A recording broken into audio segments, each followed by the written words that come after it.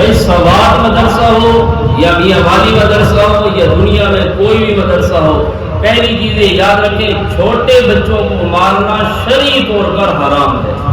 جتنے قاری صاحبان ہیں، یہ بات ہم نے پہلے بھی کہی، اب بھی کہتے ہیں، پھر بھی کہتے رہیں گے، قاری حضرات کا چھوٹے بچوں کو مارنا، ہاتھ لگانا، یہ بالکل حرام ہے۔ اس کی قطعاً شرعاً کوئی گنجائش نہیں، کوئی اجازت نہیں۔ کیوں؟ کیونکہ آپ صلی اللہ علیہ وسلم نے اس چیز سے منع کیا۔ آپ کے دور میں بھی لوگ قرآن پڑھتے تھے۔ حضرت انس رضی اللہ تعالیٰ عنہ چھوٹے بچے تھے، وہ کہتے ہیں خدمت رسول اللہ صلی اللہ علیہ وسلم 10 سنین، میں نے اللہ کے نبی کی 10 سال خدمت کی، 10 سال شاگردی کی۔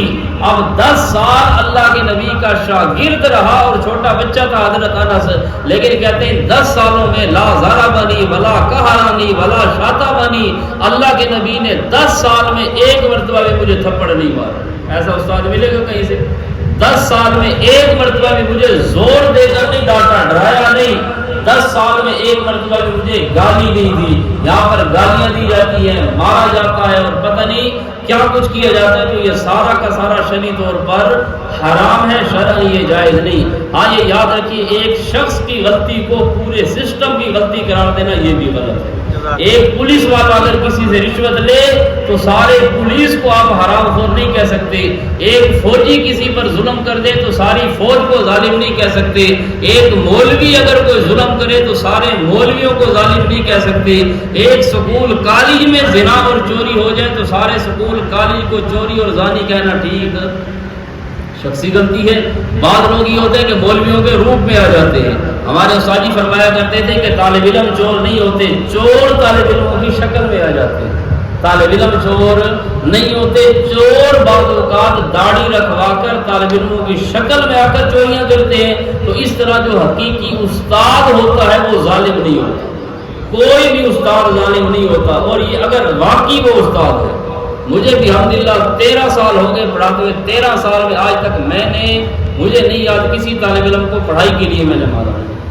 غیر اخلاقی حرکت الگ چیز ہے، ورنہ پڑھائی کے لیے آج تک کسی پر ہاتھ اٹھایا آپ نے ہے؟ 5-5 7-7 سال کے پرانے یہاں پر بزرگ بھی بیٹھے ہیں، یہ تو اب استاد بن گئے پرانے، سے آج تک کبھی سبق یاد نہیں، تنبیہ کے طریقے ہوتے ہیں، لیکن یہ مارنا یہ شرعی طور پر جائز نہیں ہے۔ اور سنا یہ ہے، حقیقت حال تو اللہ جانتا ہے کہ قاری صاحب نے بچے کو مارا، اتنا مارا کہ بچہ بیچارہ فوت ہو گیا۔ خدا کے بندے تیری بھی تو اولاد ہے، ایک بندہ دین پڑھنے کے لیے آیا کہ چلو تھا ہی صحیح، تیرے اندر کو غصہ تھا، 1-2 تھپڑ مار لیتا، لیکن مار مار کر بیچارے کی روح نکال دی۔ تو یہ چیز شرعی طور پر بالکل حرام ہے اور ناجائز ہے۔ اور قاری حضرات کا چھوٹے بچوں کو مارنا تو ویسے بھی جائز ہے، بڑوں کو مارنے کی کچھ نہ کچھ گنجائش ہے، کچھ نہ کچھ ہمارے مناظرین بڑے بڑے۔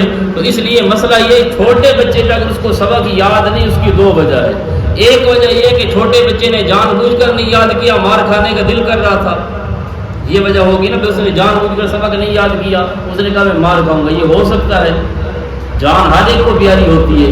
دوسری وجہ یہ ہے کہ اس سے سبق یاد ہوا نہیں، اس نے جان بوجھ کر نہیں کیا، مار کھانے کے لیے، یہ صورت نہیں۔ دوسری صورت ہے کہ اس سے سبق یاد نہیں ہوا۔ اب اس سے سبق کیوں نہیں یاد ہوا، یہ اب سوچنے کی بات ہے۔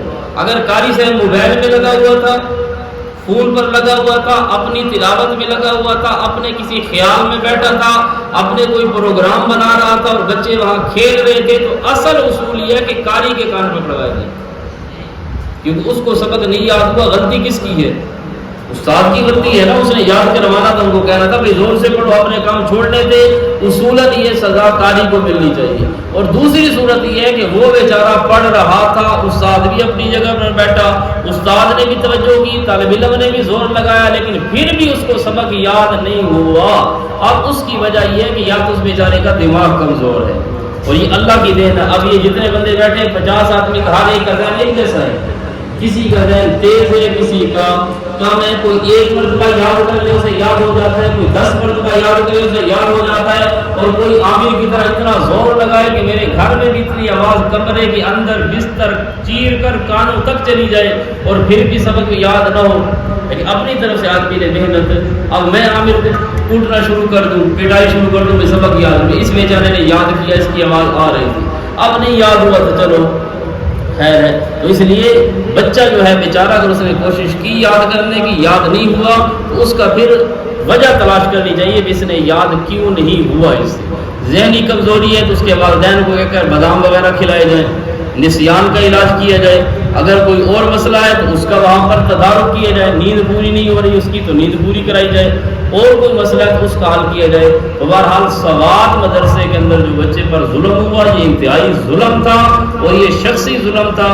تو اس لیے دوست احباب ان کی خدمت میں ہماری یہی التماس ہے کہ شخصی غلطی کو پورے مدارس کی غلطی قرار نہ دی جائے۔ اور ویسے بھی اگر اس قسم کی کوئی خبر آ جائے، قرآن پاک کا حکم ہے ان جاءکم فاسق بنبأ فتبینوا، اس طرح کی کوئی خبر آ جائے تو پوری تحقیق کر لیا کرو۔ پوری تحقیق کے بعد اگر وہ چیز ثابت ہو جائے تو اسی بندے کی غلطی ہوگی۔ اب حضرت ابراہیم علیہ السلام کے والد کافر تھے، یہ غلطی کس کی ہے؟ اب کوئی حضرت ابراہیم پر بھونکنا شروع کر دے، ہم اس کو کہیں گے تو انسان بن، یہ غلطی شخصی آذر کی ہے۔ حضرت نوح کا بیٹا کفر پر مر گیا تو غلطی کس کی ہے؟ حضرت نوح کی غلطی نہیں، انہوں نے سمجھایا، انہوں نے تربیت کی۔ تو شخصی غلطی کو پورے سسٹم اور نظام کی غلطی قرار دینا یہ غلط ہے۔ تو بہرحال جو ہوا انتہائی غلط ہوا، اور جو لوگ اب کر رہے ہیں مدارس پر زبان درازی کر رہے ہیں یہ بھی غلط کر رہے ہیں، ورنہ اس طرح تو کوئی گھر کے اندر کس گھر کے اندر لڑائی جھگڑا نہیں ہے۔ ہر گھر میں شخصی مسائل ہوتے ہیں، تو شخصی کو شخصی تک رکھنا چاہیے۔ اللہ تعالیٰ عمل کی توفیق ہے۔